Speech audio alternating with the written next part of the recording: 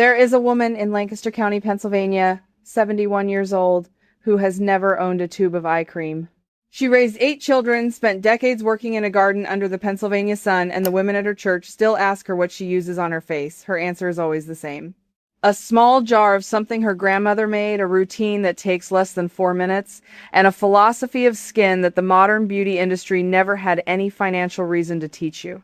That is not a sales pitch. That is a description of what happens when skincare is passed down through generations with no middleman, no marketing department, and no pressure to buy something new every 6 weeks. If you have spent the last 10 or 15 years trying one product after another and you still wake up in the morning feeling like your face is aging faster than you are, I need you to stay with me because what I am about to share changes how you understand that experience entirely.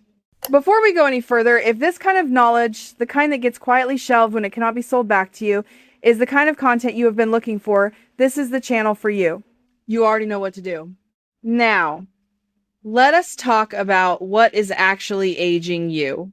The methods I am sharing throughout this channel are inspired by traditional practices of old order Amish communities in Lancaster County, Pennsylvania, and Holmes County, Ohio. These are communities that have lived largely unchanged outside of consumer culture for over 200 years. They are not immune to aging, but the relationship these women have with their skin, the ingredients they use, the rhythms they keep, produces results that dermatologists who have studied these communities have found genuinely difficult to explain using the standard vocabulary of the modern skincare conversation. And the modern skincare conversation has a serious problem. In 1938, the United States passed the Federal Food, Drug, and Cosmetic Act. Before that moment, cosmetic companies could put almost anything they wanted on your face and call it beautifying. The 1938 law was a step forward in some ways.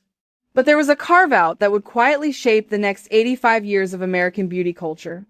Cosmetics were defined separately from drugs. A cosmetic could change your appearance. A drug changed your body's function.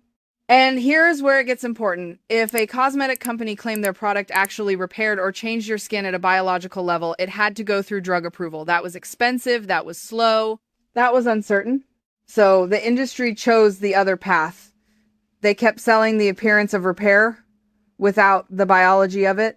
Big moisturizers, big fragrances, big promises. Very little of it was required to prove it works the way the label implied. By the 1980s, the American skincare market had found its rhythm. In 1984, a single premium moisturizer from a major brand cost what would be $40 to $60 in today's money.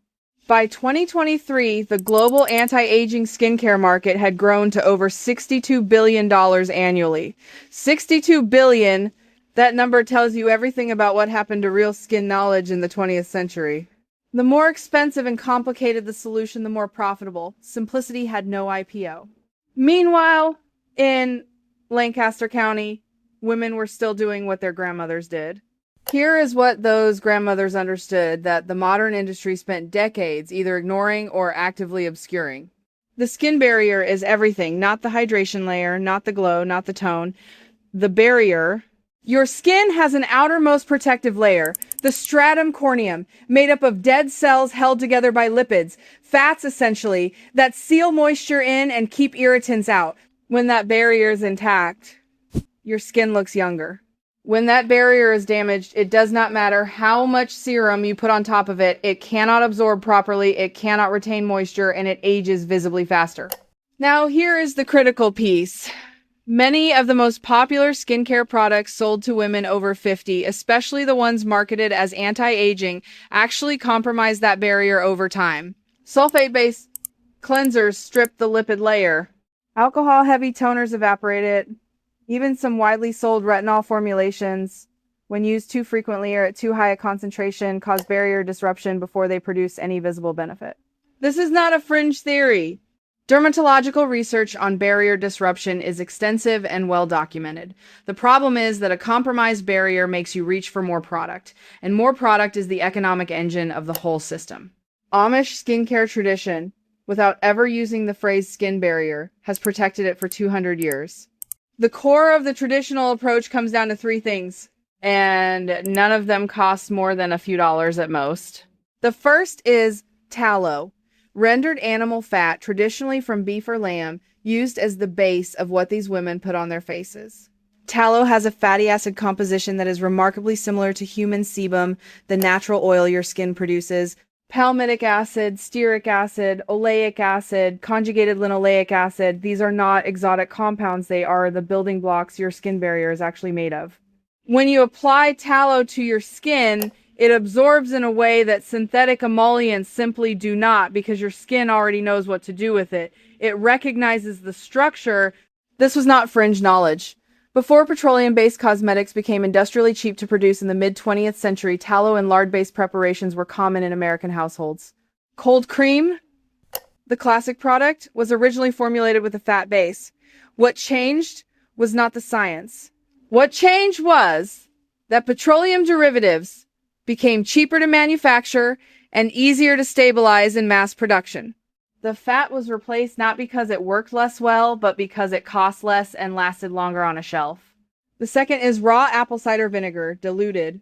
1 part vinegar to several parts water. The Amish have used this as a toning and clarifying rinse for skin and hair for generations. The mechanism is straightforward. Healthy skin has a slightly acidic pH, somewhere around 4.5 to 5.5. Most tap water is slightly alkaline. Many commercial cleansers push skin even more alkaline, disrupting the acid mantle that protects against bacteria and environmental damage. A diluted apple cider vinegar rinse gently restores that acidity. It does not replace a moisturizer. It does not treat disease.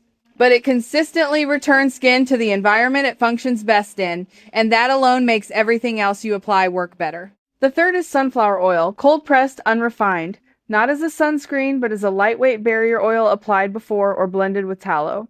Sunflower oil is very high in linoleic acid, and there is solid research showing that women with visibly aging skin often have reduced linoleic acid in their skin's surface lipids compared to younger women. It is one of the cheaper oils available, has a non-comedogenic profile for most skin types, and has been used in folk medicine across multiple agricultural communities in Europe and the Americas for centuries. None of these things have a patent. None of them have a celebrity spokesperson. None of them require a subscription.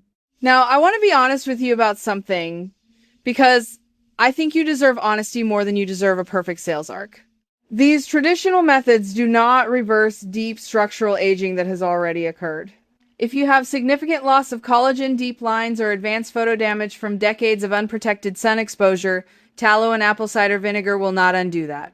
What they will do is stop accelerating the damage, restore barrier function, reduce inflammation-driven aging, and make your skin healthier from the environment outward. Women who start this kind of approach at 50 or 55 see real results within 6 to 8 weeks.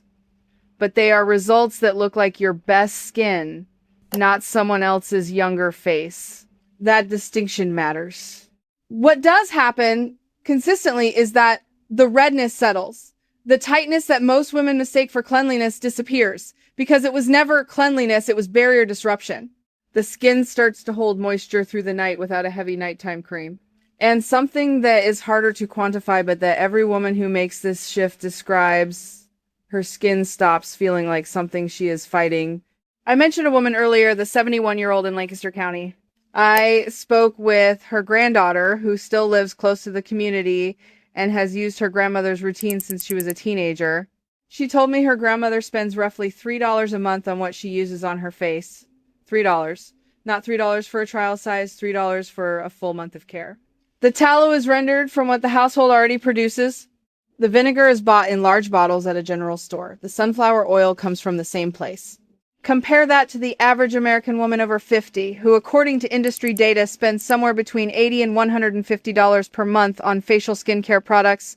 Some spend significantly more. And the dermatologist visit rate among women in that age group has increased steadily over the past 2 decades, not decreased, despite the proliferation of products designed specifically for their concerns. Something is not adding up. Here is what I think actually happened. In the decades after World War II, American consumer culture changed the language of beauty so thoroughly that the old knowledge stopped being passed from mothers to daughters.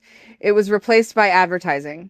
If your mother bought Pond's cold cream in the 1960s because the television told her to, she did not also teach you to render tallow. The chain broke.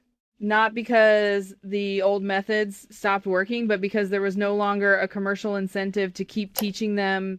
The Amish communities were insulated from that break. Not perfectly, not in every family, but structurally. The commitment to simplicity and separation from consumer culture that defines old order Amish life meant that the market never got to replace the grandmother's knowledge. The methods survived in their original form. That is the reason these communities are worth paying attention to. Not because they are quaint or frozen in time, but because they constitute a kind of control group, a population that stayed outside of the experiment the rest of us were enrolled in without our knowledge or consent. And the results of that experiment, the $62 billion multi-decade experiment, are visible on a lot of faces right now. I want to say one more thing before we close because it matters for how you actually use this information. This is not about abandoning medicine or ignoring real dermatological conditions. If you have rosacea, eczema, or an active inflammatory skin condition, any change to your routine should involve someone who knows your specific skin. That is not a disclaimer for its own sake. It is just true. Tallow, for example, is deeply nourishing for most skin types, but can be too occlusive for women with congestion-prone skin. The apple cider vinegar rinse should always be diluted, and if your skin reacts, you stop. The principles matter. The dogmatic application of any single method does not. What the Amish tradition teaches at its core is not a specific recipe. It is a philosophy of not disrupting what your skin already knows how to do. Feed it what it recognizes. Keep its environment slightly acidic. Protect the barrier above everything. And if something has been used unchanged for 200 years by a population with no financial stake in selling it to you, that longevity is data. Tell me in the comments where you are from and what you spend each month on anti-aging products. Not to judge, I genuinely want to understand what women across the country are experiencing. And if your grandmother or her mother used something that you have not thought about in years, something passed down that you almost forgot, I really want to hear about it. Those pieces of knowledge matter, and they matter more now than they did when they were common.